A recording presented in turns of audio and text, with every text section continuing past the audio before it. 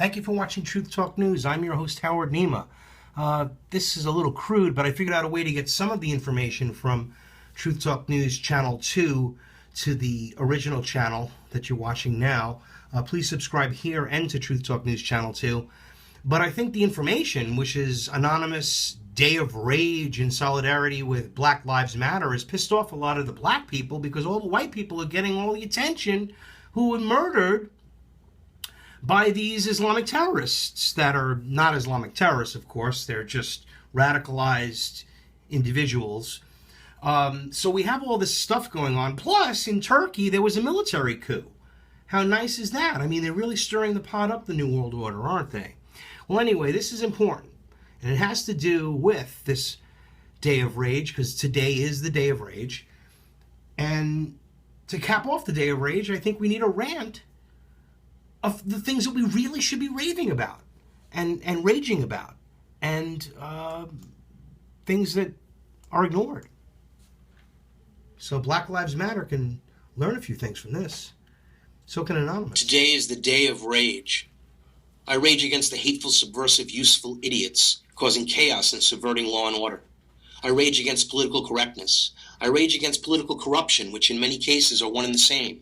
I rage against double standards. I rage against globalism. I rage against the United Nations. I rage against anti-Americans and those who feel guilty about being privileged when hundreds of thousands of Americans fought and died for your ability to have such privilege, or under any of the other unfair advantages as the propaganda pukers spew to us in public schools, the media, and universities to guilt you into communist submission. I rage against you. I rage against how warped society has become due to the thickly pro-socialist mass media education system. I rage against the subversion of America, a subversion I was part of due to indoctrination. So I know what's going on. I was fully indoctrinated as a socialist Democrat till I was 38 years old, and I didn't even know it. I bought everything, hook, line, and sinker, until I had a moment of clarity in 2007, and by 2008 I realized Obama, who I voted for, was a communist, and that there was an ongoing plot to instill benevolent despotism in America by means of authoritarian socialism, and to take all of the political systems and financial systems of the world under the umbrella of one group of banks. Okay? And it's happened, even more so now that is proven, almost 10 years later. If I hadn't lost so much in the financial meltdown, I'd probably be chasing Pokemons all around the planet. My personal losses led me to discover the privately owned, secret, deceptively titled Federal Reserve. Today, I rage against the Federal Reserve for destroying our country and undermining freedom, liberty, and the rule of law. But that is the way of despots, especially benevolent despots. I rage against the Federal Reserve crime syndicate, which is the main reason a family of four in the 1950s could be raised on one average American's income. Today, at least two incomes are required to make ends meet for the average American. The Fed is most to blame. Dollar devaluation and inflation. I rage against the fiat currency created by the private Federal Reserve crime syndicate, which produces money made out of thin air. They're counterfeiters. That money instantly becomes debt, and it's payable with interest to the Fed by us, the taxpayers. I rage against the $19 trillion of debt and growing. I rage against the politicians keeping this system going. I rage against the deliberate dumbing down of our children to limit their ability to succeed and increase dependence on government. I rage against Common Core and the indoctrination of socialism in our schools. I rage against tolerance. I rage against the anti-American sentiments taught in colleges and universities by former 60s radicals like Bill Ayers. I rage against the Marxist progressive income tax that stifles growth. I rage against income distribution, which is communism. I rage against laziness. I rage against government-sponsored gun running and drug smuggling and the big pharma drug cartels. I rage against those wishing to take our guns. I rage against the leftist-controlled media feeding the flames of division and racial hatred. I rage against Obama, whose transformation of America has caused more racism, hatred, and division than any president in history, and who takes no blame for any and all of America's problems, but praises his accomplishments that only serve to bring America further into poverty and benevolent despotism. I rage against Obama's narcissism and arrogance toward those in the black community. I rage against the stupidity of most Americans and the useful idiots leading America toward martial law. I rage against those seeking handouts. I rage against those ignoring the rule of law. I rage against communism, socialism, collectivism, the Anti-American United Nations, and the subversive Council on Foreign Relations. I rage against the useful idiots of Black Lives Matter and other communist socialist hate groups serving the goals of the UN and the CFR. I rage against those who do not understand that the westernization of Islam is responsible for the rise of what we call radical Islam. I rage against Freemasonry, Skull and Bones, and the many other secret societies working in concert behind the scenes who have been behind most of the diabolical events in world history. I rage against those who rage against God and Judeo-Christian values. I rage against the ideological subversive propagandists in Hollywood, demoralizing America with sex, violence, torture, depravity, and evil, and call it art. I rage against Sharia law and Zionism, two political ideologies that will ultimately destroy each other, as planned by leader of the Scottish Rite of Freemasonry, Albert Pike, and founder of the Mafia, fellow Freemason Giuseppe Mazzini, back in 1871, the Third World War. I rage against racists calling out racism. I rage against anti-American citizens and illegals alike, raging against our republic. Get the fuck out. Stop lumping illegals in with our nation is a nation of immigrants propaganda. Yes, we are a country built by immigrants, legal immigrants.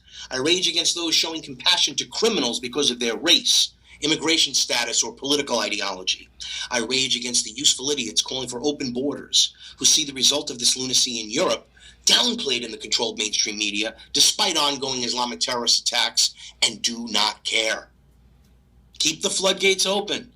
I rage against the Statue of Liberty, a pagan god gifted to America by Freemasons of France, on whose pedestal the words of Emma Lazarus have been distorted by the socialists and the communists seeking to fundamentally transform America. Lazarus wrote, "Give me your tired, your poor, your huddled masses yearning to be free, the wretched refuge of your teeming shore. Send these, the homeless, tempest-tossed to me. I lift my lamp beside the golden door." She didn't write, "Come to America and get free health care, welfare, and food stamps," but instead spoke of freedom of opportunity. In other words, come to work. Here's a little insight into this generous gift from the Freemasons of France. The robber barons needed cheap labor for the Industrial Revolution, so immigration was encouraged. Ellis Island opened up in 1892, and between 1880 and 1920, 20 million immigrants came to work in the factories and the mills. The Immigration Act of 1924 created a quota system that restricted entry to 2% of the total number of people from each nationality. That was to keep America America. Otherwise, you have this borderless world that they're creating, this new world order. We need our borders, we need our language, we need our culture. This is it. That's all we have. Otherwise, there's nothing. There's just a global Borg that we're all falling prey to. Unbelievable. From 1924 to 1965, there was no immigration. This was called a period of assimilation. Today, no, that goes out the window. We can all thank Johnson when 1965, the Immigration Nationality Act changed the whole things, which did away with the quotas based on nationality and allowed Americans to sponsor relatives from their countries of origin. So let's flood America with every different culture. That was the plan.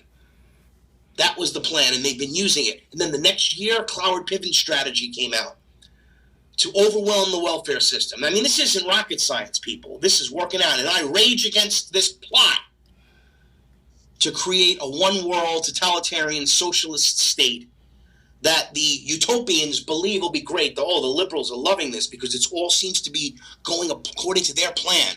You just wait until it's all in place, liberals. You're next to the first ones that they cut off, but you don't read history. You just listen to what they tell you on TV and in the movies and in school. I read it in a textbook at school, so it must be true. Well, what did they leave out of that textbook? Or what did they omit? Or what did they twist? Go take a textbook, history book, recently produced history book, last 10, 20 years. Then you look at a history book for the same period of time in history that you want to look at.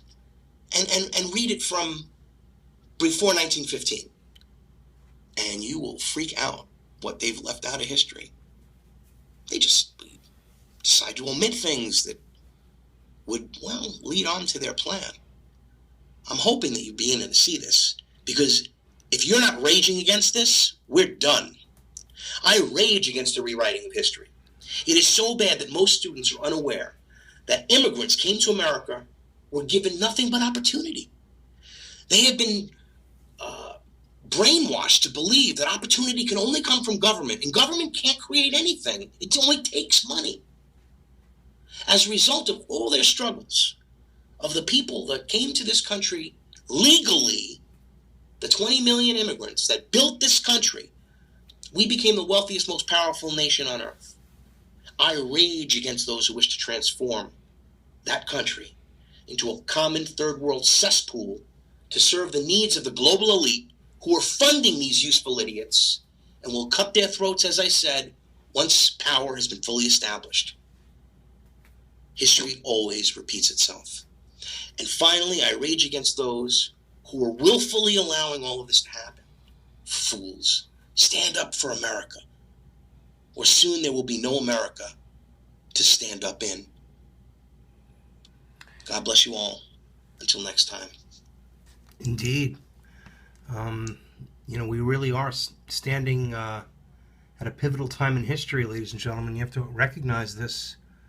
It's not fear porn. It's reality. And I only pray that the message starts to get through to the useful idiots working to forward the cause that will inevitably enslave them. It's unbelievable. And it happens over and over. It's not just the communists. I mean, Hitler did the same thing. Look at the similarities between Hitler and Obama.